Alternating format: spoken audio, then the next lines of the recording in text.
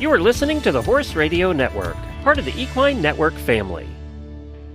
Well, hi, everybody. Glenn the Geek back with you, founder of the Horse Radio Network and host of Horses in the Morning, the daily podcast for the last 15 years. Welcome to WESA Retail Roundup. The Retail Roundup is your go-to virtual hub for all things retail. Join panel discussions, learn from webinars, share your thoughts, ask questions, and connect with the community. We host a virtual event or share educational content every Monday via the Retail Roundup Facebook group. If you're not a member yet, head over, just search for Retail Roundup on Facebook. You'll find it there, and you definitely want to join that. Retailers know that hiring is only half the battle. Keeping great employees engaged and motivated is what truly drives success.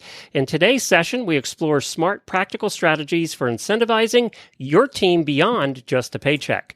Whether you run a boutique, a tack store, or a multi-location shop, you'll walk away with ideas you can implement immediately. And today, we're joined by Ilya, who's a financial expert who uniquely blends corporate leadership with small business insight. Ilya currently serves as CFO of a tech startup and advises clients with wealth management. Ilya's 20-plus years of experience spans Fortune 500 companies and small businesses alike, making him a powerful voice for retailers looking to build motivated teams with limited resources. Plus, he has a whole bunch of other acronyms that are scrolling down there. Thank you, Ilya. Thanks for joining us. Thank you very much for having me, Glenn. It's a pleasure. So where are you located? Where are you at in the world? I am in warm and sunny South Carolina. Oh, wow. Okay. Yeah, I'm in Florida, not too far away from you. And How of course, warm is it going to be for you guys? About 95 today. So, normal summer day. Same as you, probably. Yeah. Very similar. And you're in horse country. A lot of horses up in your area. We have a lot of listeners up your way. So yeah, most definitely. I actually took some time and had an engagement at one of the largest Arabian horse farms on this side of the United States. Oh, wow. Okay. Yeah, it's right nearby, a few towns over. Very cool. Yes. So I'm fairly familiar with your landscape. Our little world over here. Yeah. And you know how crazy we are then. We're addicted to what we do. We're passionate about our hobby, that's for sure. You're ambitious and driven. Yes, exactly. So why should retailers think beyond the paycheck? We obviously pay our employees, but, you need to do a little bit more to make a dedicated employee. So, why should we think beyond that? Well, Glenn,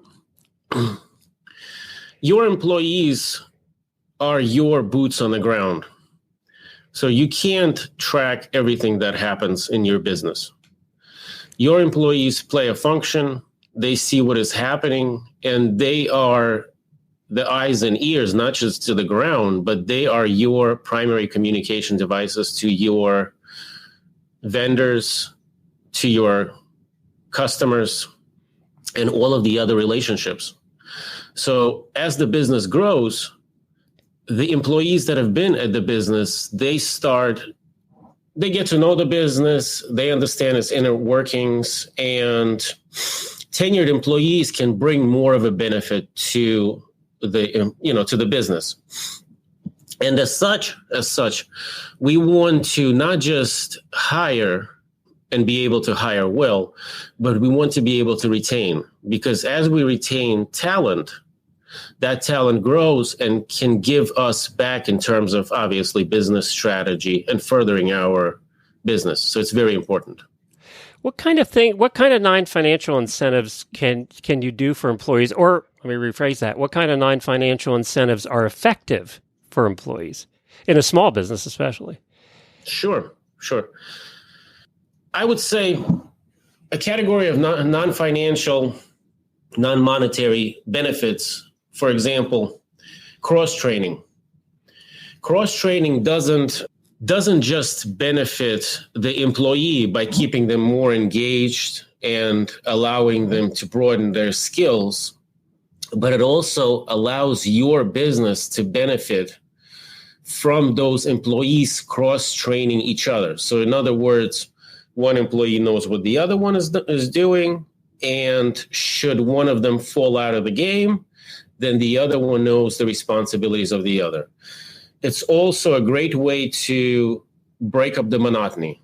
So, for example, and this particularly applies to Gen Z and the millennials and the younger generation, everything is so instant, where those generations tend to favor a little bit more action and a little bit more movement and attention on themselves.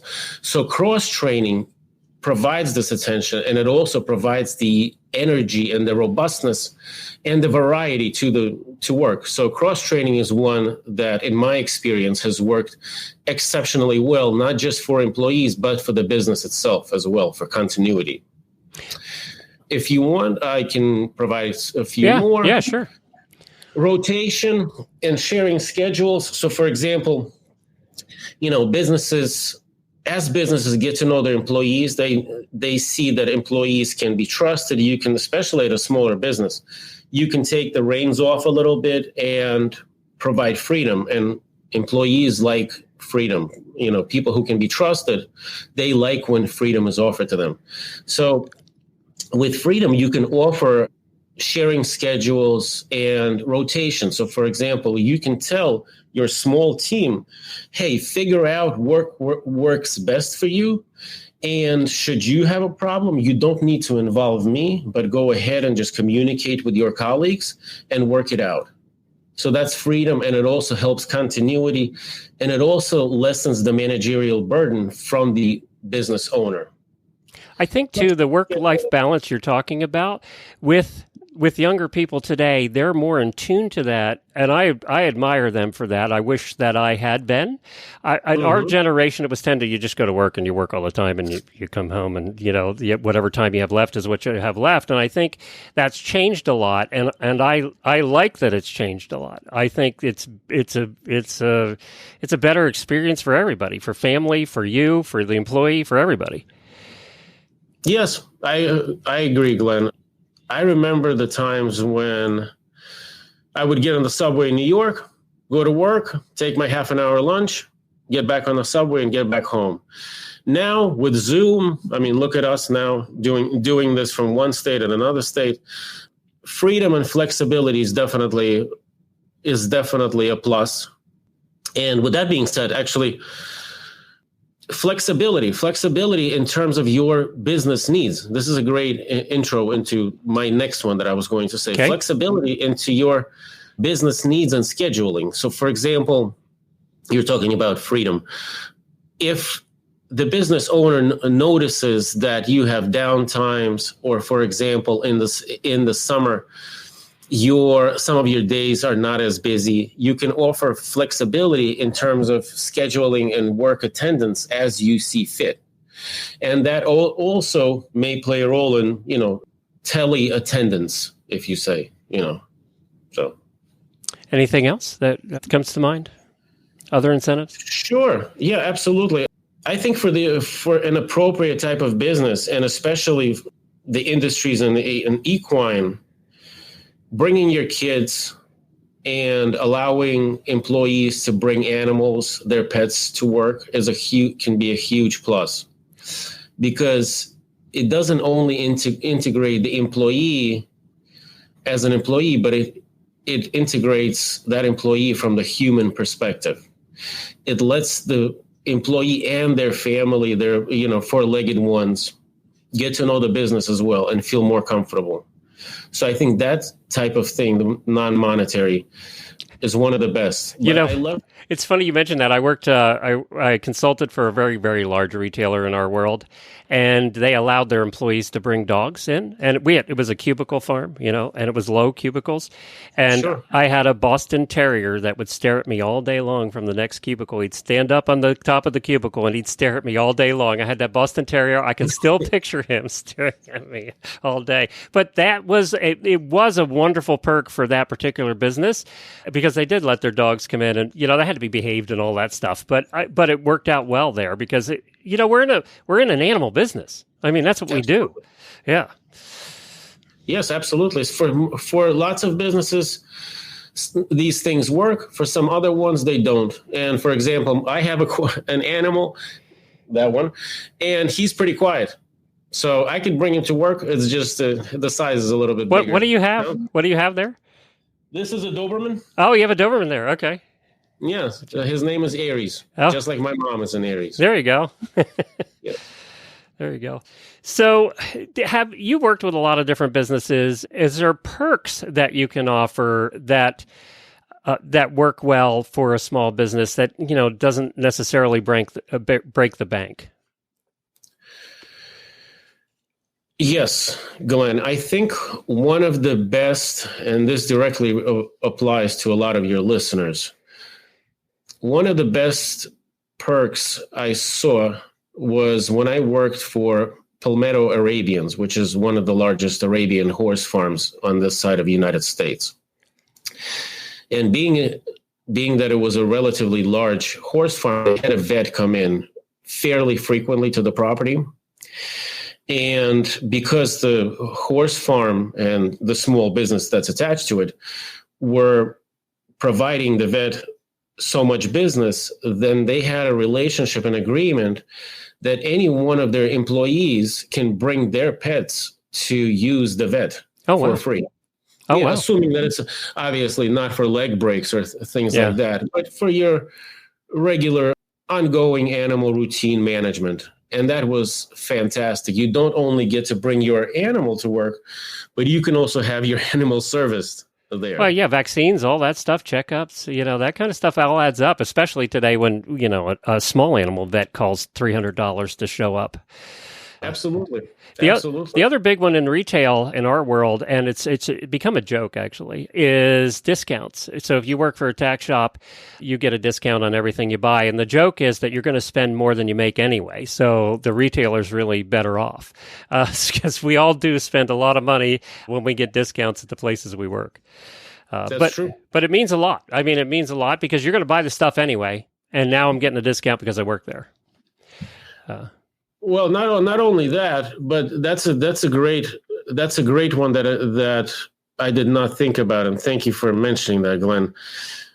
When I was doing public accounting, we had a division specifically focusing on small business, and one of the things that we encourage small businesses to do is to explore their community. So, in other words, you may have a corner gym. You may have a gym on the corner of the block. And although your small business may not be large enough to get a corporate discount, you can speak to the gym and say, hey, can we get a family discount? And that has worked not just across gyms or other health facilities, but also your regular grocery store. If you say we are a member of this community, can we get a 10% discount, for example, at groceries that my employees shop here if they just mention that, we are your business neighbor, or $1 off of a cup of coffee or lunch or things like that. Go out, advertise your business, say that you're a part of the community, and ask them if they can participate, if you funnel, some of the business to them. I think it's a great win-win. Yeah, I think that's a great idea. I never thought about that, doing that for local businesses. How about recognition? Employee of the month. Do those kind of things work? Yes, I think that we as people, we all like attention, and particularly the younger generation. Everything is instantaneous. It's at your fingertips. So I think the need for attention is great, and the need for us to be accepted.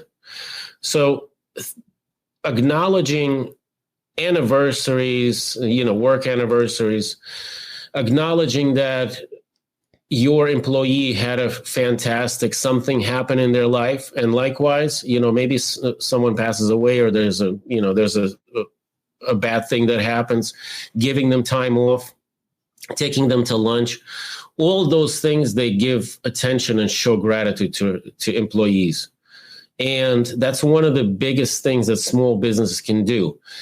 They can't quite compete with the big box stores, but where they can't compete monetarily, or for example, on your benefits, they can go ahead and compete on attention. You're not a number in our business. You will grow with us, and we will acknowledge you and what is happening, in your life, if that makes sense. Yeah, no, I mean, birthdays were always a big thing at a lot of the companies I worked for. They did you have a cake or bring in, something? But Sure. again, it's just, you're right. It's just, hey, you're being acknowledged that I'm here and I'm valuable. You Yes. know, I think that is the key. And I don't care what age you are, you always want that. You want to be told you're doing a good job too. As simple as you did great today with that one customer that came in with the boots, for the boots. You spent an hour trying boots on them and they ended up walking away with a pair of boots. Just those little things really do because you did just spend an hour and you were probably frustrated, right? As an employee, you were frustrated because I've done that before in stores and tried on boots for an hour. And the fact that they walked away with a pair of boots, acknowledging that is important too. As important as the other stuff, I think. Absolutely. Yeah. But Glenn, that goes back to one of the points I think I was saying or was going to say, which is being tuned into your employees, especially tuned into those employees who appear to be tuned into your business. So it's a, give relationship. You understand what matters to your employees. So for example, taking the gym, you see that most of your employees are very health conscious. And I've had this at one of my smaller clients where instead of a regular lunch, they would expand it to an hour and a half if you were visiting the health facility next door. Oh, I see. Okay. So that's what matters to them. That's what you give to them. But at the same time, though you notice that those are employees have your business's best interests at heart as well. So are there other things they can do to compete with the big box stores or whatever with the full benefit packages and, the whole thing? Are there other things that they can throw in that you've seen work and are effective?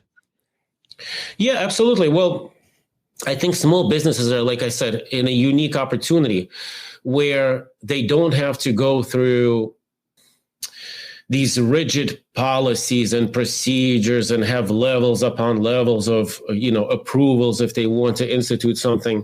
Small businesses are much more nimble and quick to act. So if you want to, for example, try out an overstock policy, say the small business, and I've had this happen, a small business orders inventory, perishables, what have you, on an ongoing basis. So some of that inventory or overstock, if it cannot be returned, they share with the employees. So there's a gourmet grocery business, which was a client of mine, and they would get eggs, milk, and things like that for cooking. And as new items come in, they would give the other, obviously not expired items to their employees. And given the prices of eggs today, nowadays, that's better than a paycheck. Yeah, in a lot of cases. Yes. But flexibility, I think flexibility is a huge one. Attention, being able to move and react. You try the overstock, and if that doesn't work, you can try having your employee bring their dog or cat in. If that doesn't work, switch to something else and keep track. Big box stores will never be able to compete with that kind of thing. All they can do is throw money. One of the things, too, that I'm thinking about is responsibility. What I mean by that is if your employee has a good idea for something that whatever, a special promotion or program, giving them the responsibility to take that and run with it inevitably gives them pride in what they've done and makes them feel like they're part of the team that's making this thing grow and work. So, I always thought in the employees I've had, I've always, if they have time and they have the wherewithal to take that responsibility and run with it, they learn a lot. You see growth. Hopefully it works. If it doesn't work, that's fine too. We all try things that don't work. But giving them the responsibility helps them grow into future positions too. And also you're testing them, right? You're testing them for what they can handle and what they can do. And you might find a new area or an area that, a vertical that you could put them in that you weren't thinking about for that particular employee because you found something that they were really good at. So don't be afraid to give them responsibility is what I'm saying. I agree. Absolutely. Yeah. What can we add to this? You can provide autonomy. You see someone has a sharp, bright mind. Be forthcoming. Express to them that you want to hear their opinions. They may see more customers than you do. So they may have other ideas that will be beneficial to the business. Big box stores are not going to be able to do that, but you can leave your comment box open all the time for employees. And to what you're saying, expand the set of responsibilities. It gets your business to be sticky. So they are growing with your business, just like to what you were saying, and they feel like they are a part of this business. So it makes it sticky, and it makes it it makes it less likely for employees to leave because they're now part of this family. They feel like some sense of ownership there, right? Yeah. Absolutely. I totally agree with that. We talk about ROI all the time in relation to everything. I think some of this, and you being a CFO, this is something you deal with all the time. But I think there's some of this you're doing for your employees that you can't track ROI on it, and maybe shouldn't track it's not ROI-able. It's more creating that lifelong employee, which I guess is ROI when you think about it over a long period of time, right? Sure. Am I looking at it wrong? I don't think so. I think ROIs can be whatever. Well, I mean, they probably not. I don't want to put my foot in my mouth. But ROIs, you can calculate ROIs in a number of ways. It could be in your head, and that's the way that you're keeping track of ROIs. Or you could be looking at absenteeism over time. Or you could be looking and seeing Google reviews and how Google reviews mention some of your employees, maybe one or two particular employees, or maybe it's feedback from customers directly that, wow, this employee of yours went above and beyond. So that's a way to track them.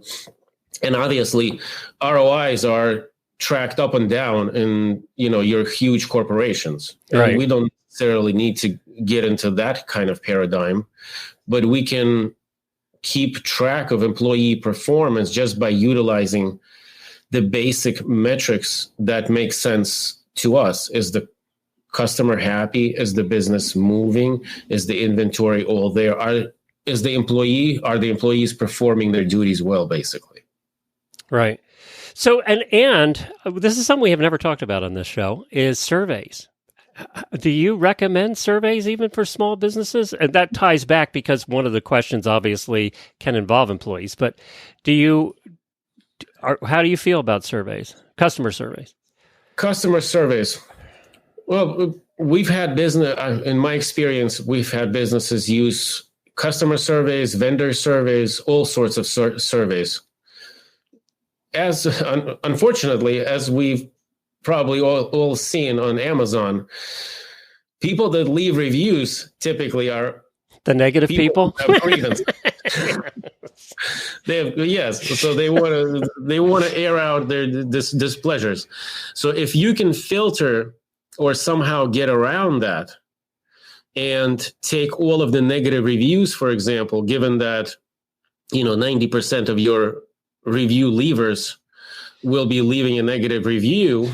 If you can take that with a grain of salt and learn from it, I think it could be a very, very positive tool if used appropriately and at the right place. Obviously, some small businesses are not going to be review accommodating or whatever it is. You have mass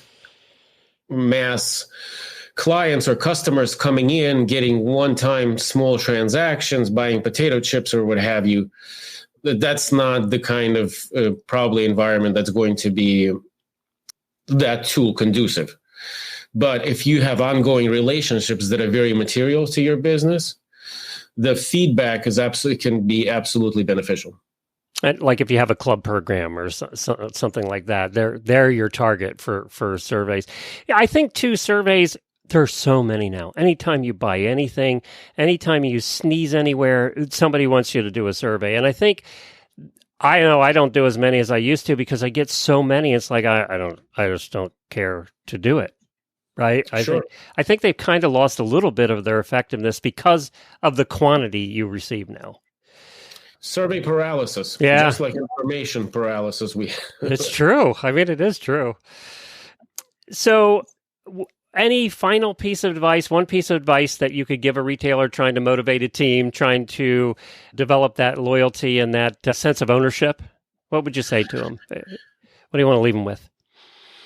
Well, I think that you need to market your business. You need to create a voice for your business. So for example, volunteering paid time off. It's not as attractive, when you say it. But if you position your business to go to the community and approach nonprofits and say, hey, we want to be active, and we have a few employees that we're going to dedicate their time. That allows you to market your business free of charge, and doing this face to face with much more impact, as opposed to if you're putting it on your business on LinkedIn or something that's so less personal. That could be done easily in the horse world with therapeutic riding organizations. Every community has them, also rescues, horse rescues, things like that too. And it ties directly into your business, and they then obviously feel some loyalty to you, and they also buy their stuff from you. So it's kind of a win-win that way. There's so much to unpack here, but employees are the hardest thing we do and the most beneficial thing we do at the same time.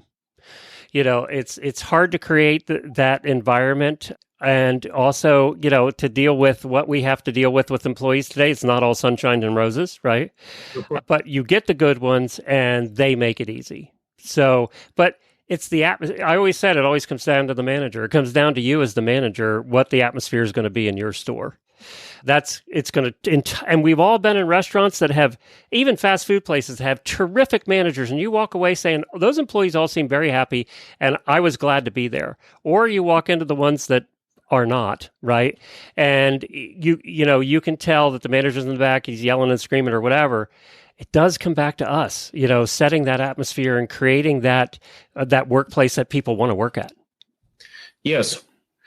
I think, Glenn, if I can, what you just said made me think about the, emotional quotient, EQ, not IQ, but emotional quotient.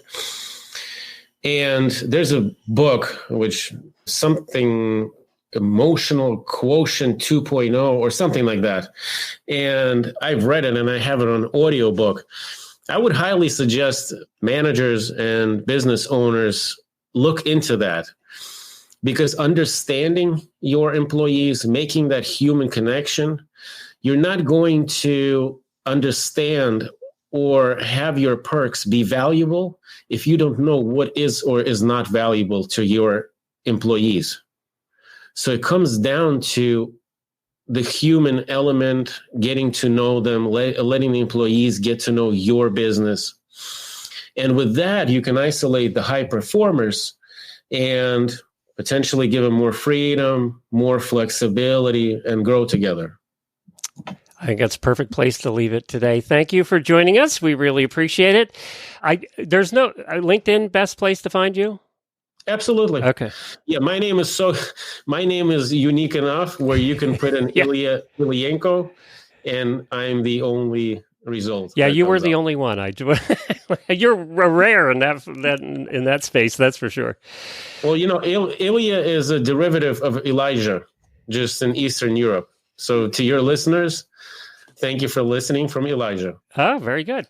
Well, thank you all for being here on WESA's Retail Roundup. To watch Retail Roundups, check out the WESA Trade Show YouTube channel. You also find the episodes on Wisdom by WESA podcast feed and on the WESA website at wesatradeshow.com. Retail Roundups are published every week. I did want to make a note, too. I haven't even told Sophia this yet, but Jennifer and I both will be going to WESA in August. We're only Oh, we're less than 2 months away now for the next trade show in August in Dallas. So we're going to look forward to meeting as many of you as we can in Dallas. And you can stay up to date with all of the information and all of the helpful stuff that we put out at Retail Roundup on Facebook. You want to join that for sure. And you can find Wisdom by WESA, the podcast for WESA, on any podcast player, Spotify, or any one of the 1,000 other podcast players. Just search for Wisdom by WESA. They have a brand new host that started last episode, so you want to check that out too. My wife Jennifer is one of those, who also was in retail for a very long time in the horse world, so she knows a little bit about what she's talking about, and a buyer. So check out the new Wisdom by WESA. The last episode, I think, was the first one that they put out. So check that out on your podcast player. Ilya, have a great one. Health and prosperity to your listeners. Thank you very much.